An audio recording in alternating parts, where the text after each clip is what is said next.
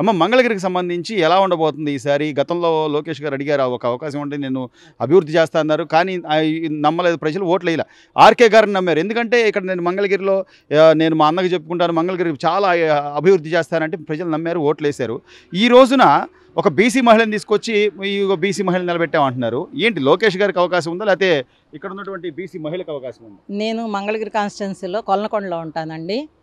లోకేష్ బాబు గురించి మాట్లాడాలి అనే ముందు ఇంతకుముందు గత 2 సార్లుగా గెలిచిన రామకృష్ణారెడ్డి గారి గురించి ఫస్ట్ మాట్లాడాలి. రామకృష్ణారెడ్డి గారు 2 సార్లు అవకాశం ఇచ్చారండి ప్రజలు. ఆయన చేసింది అయితే అభివృద్ధి అనేది సరే నాకు కనిపించకపోవచ్చు, ప్రజలందరికీ కనిపించాలి కదండి. ఆ ప్రజలకి ఎక్కడ కనిపించింది అనేది మాకు తెలియదు. ముఖ్యంగా చూస్తే ఫస్ట్ ప్రతిభానుడు పొద్దున్నే లేచిన కాడి నుంచి నడవాల్సింది రోడ్డు మీద. ఏ రోడ్డు అయినా సరిగా ఉందా? రోడ్డు తెలియదు, డ్రైనేజో తెలియదు, గుంటలు డ్రైనేజీలు 2 కలిసిపోయిన రోడ్లు కనిపిస్తున్నాయి. ఓకే, రోడ్ల పరిస్థితి అది ఉంది. సరే, తర్వాత లోకేష్ బాబు గారు గెలుస్తారా లేదా అనే దానికి ఎవరు అభివృద్ధి చేస్తే వాళ్ళు గెలుస్తారండి. లోకేష్ బాబు అభివృద్ధి చేస్తున్నారా? ఓడిపోతే కూడా లోకేష్ బాబు గత 4 సంవత్సరాలుగా ఎన్నో రకమైన సంక్షేమ పథకాలని ఆయన ప్రవేశపెట్టాడండి. ఆయన సొంత ఇంట్రెస్ట్తో ఓడిపోయానని ఇంట్లో కూర్చోలేదు కదా. ఆయన ఓడిపోయినా కూడా ప్రజల దగ్గరకు వచ్చి ప్రతిరోజు ప్రజలతో మమేకమవుతూ ప్రతిరోజు ఒకవేళ కూరగాయల వ్యాపారం చేసుకునేవాడు కూరగాయల బండ్లు ఇచ్చాడు తన శక్తి కొలది. అలాగే తోపుడు బళ్ళు వేరే వాళ్ళకి తోపుడు బళ్ళు ఇచ్చాడు. మహిళలకు కుట్టు మిషన్లు ఇచ్చాడు. ఎంతో మందికి ఎన్నో రకాల ఉపాధి అవకాశాలు ఇవన్నీ ఇస్తేనే కదా వాళ్ళకి ఉపాధి కలిగించుకుని ఉపాధిగా ముందుకు వెళ్తున్నారు.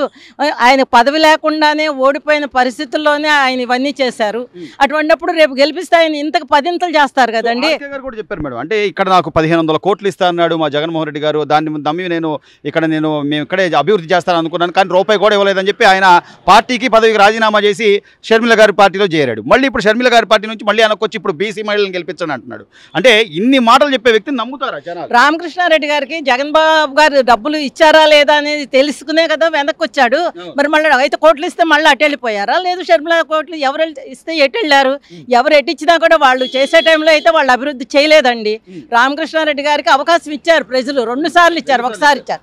2 సార్లు ఆయన నిలబెట్టుకుంది ఏమీ లేదు, ప్రజలకు చేసింది అంతకంటే లేదు. వచ్చిన ఈ జగన్మోహన్ రెడ్డి గవర్నమెంట్ ఎప్పుడైనా కూడా అది దోసుకోవడానికి వచ్చింది అనేది ప్రజలకు అర్థమవుతా ఉంది. లోకేష్ బాబు అలా చేయలేదు. లోకేష్ బాబు ఒక లెజెండరీ పొలిటీషియన్ సన్. ఆ లెజెండ్ పొలిటీషియన్ ఆంధ్రప్రదేశ్ ఉమ్మడి రాష్ట్రంలో ఎంతో ఐటీని అభివృద్ధి చేశారు. మాజీ బిల్ క్లింటన్ అనేటువంటి అమెరికన్ ప్రెసిడెంట్ వెళ్ళి కలవగలిగారు. ఏ ముఖ్యమంత్రి ఆంధ్రప్రదేశ్లో ఇంతవరకు అలా కలిసి అభివృద్ధికి పాటుపడిన వ్యక్తి లేరు.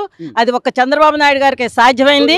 సొంత చెల్లెలు చెప్తున్నారు, ఒక చెల్లెలు అయితే మొత్తం అసలు మొత్తం అప్పుడు ఏం జరిగింది ఏంటి అనేది ఒక ప్రొజెక్టరైజ్ మరి పవర్ పాయింట్ ప్రెజెంటేషన్ ఇచ్చే పరిస్థితి. ఇలాంటి వ్యక్తిని నమ్మద్దు అని చెప్పి సొంత రక్తం పంచు పుట్టిన చెల్లెలు చెప్తున్నా కూడా నేనేదో మీ కుటుంబంలో మంచి చేస్తేనే అంటాడు. అసలు జగన్మోహన్ రెడ్డి గారి కుటుంబంలో మంచి జరిగిందంటారా? జగన్మోహన్ రెడ్డి గారి కుటుంబంలో మంచి జరిగింది లేనిది ఏ ప్రజానీకం మాట్లాడాల్సిన అవసరం లేదండి. ఈరోజు వాళ్ళ సొంత చెల్లెళ్ళు ఇద్దరు మాట్లాడుతున్నారు. ఆ సొంత చెల్లెళ్ళతో పాటు తల్లి కూడా మాట్లాడలేని పరిస్థితుల్లో ఆవిడ ఈ ఊరు దాటి అమెరికాలో ఉన్నారు ప్రస్తుతం. ఆ పరిస్థితి ఒక తల్లి కలగజేశాడు అంటే జగన్మోహన్ రెడ్డికి తల్లి మీద చెల్లెళ్ళ మీద ఇంట్లో కుటుంబ సభ్యుల మీద ఉన్న ప్రేమ ఏంటో మనకు అర్థమైపోతా ఉంది. అందుకని ఒక చెల్లి ఎంత అన్నదమ్ములు ఎంత ఇదైనా కూడా పబ్లిక్లోకి వచ్చేసరికి తమ్ముడు మంచాడు అన్నయ్య మంచాడు అని చెప్పుకునే పరిస్థితి ఈ కాలంలో. కానీ అటువంటి చెల్లి ఈ రోజు అన్న గురించి ఈ రకంగా మాట్లాడుతుంది. బాబాయిని చంపింది మా అన్నే, మేము చెప్పట్లేదు ఈ మాట, సిబిఐ చెప్పింది. అది చూసి మేము మాట్లాడుతున్నాం. ఫస్ట్లో మేము నారాసుర చరిత్ర అన్న రోజు కూడా మేము నమ్మాము, మా అన్నయ్య మంచాడు అనుకున్నాం ఆ రోజు. కానీ వాళ్ళు సిబిఐ నిర్ధారణ చేసింది వీళ్ళే అంతకులని, వీళ్ళే చేయించారు అని చెప్తాంది. అటువంటిప్పుడు మేము ఇంకా ఏ రకంగా అది కాదు అని మేమేమన్నా మాట్లాడితే మాది తప్పు. సిబిఐ నిర్ధారణ అనేది ప్రపంచ ప్రజానీకానికి, ఆంధ్రప్రదేశ్ ప్రజానీకానికి అందరికీ తెలుసు. అది తెలిసి కూడా మేము తప్పు మాట్లాడలేము, మేము మా అన్నయ్యని వెనకేసుకు రాలేము. కాబట్టి ఇది నిజం అనేది వాళ్ళు మాట్లాడుతున్నారు. అయితే మాత్రం ఏదో సామాజిక వర్గాల సమీకరణం లేకపోతే మా ఓట్లు కులపోట్లు ఉన్నాయి కదా అని చెప్పి ఓటేసే పరిస్థితి లేదంటారు.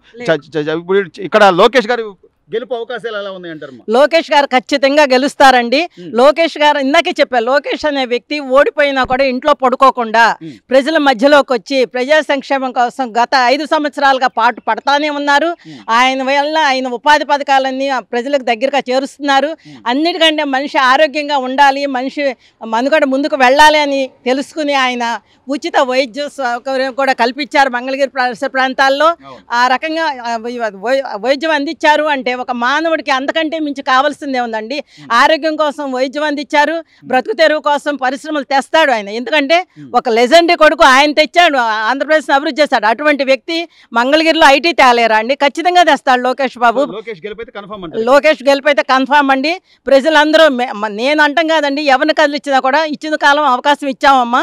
ఇప్పుడైతే ఇంకా అవకాశం మన లోకేష్ బాబుకి ఇచ్చి మేము ఈసారి ఈయనకే ఇస్తామనే మాట అయితే ప్రజల నోట వెంబట ఎక్కువ మంది మధ్య విన్నాము. అది నిజం కావాలని, లోకేష్ బాబుకి ఇక్కడ గెలవాలని, ఆయన ప్రజల కోసం ఇంకా పాటుపడి ప్రజల నమ్మకాన్ని వమ్ము చేయకుండా ఆయన జీవితంలో ముందుకు వస్తారని మేము కూడా ఆశిస్తున్నామండి.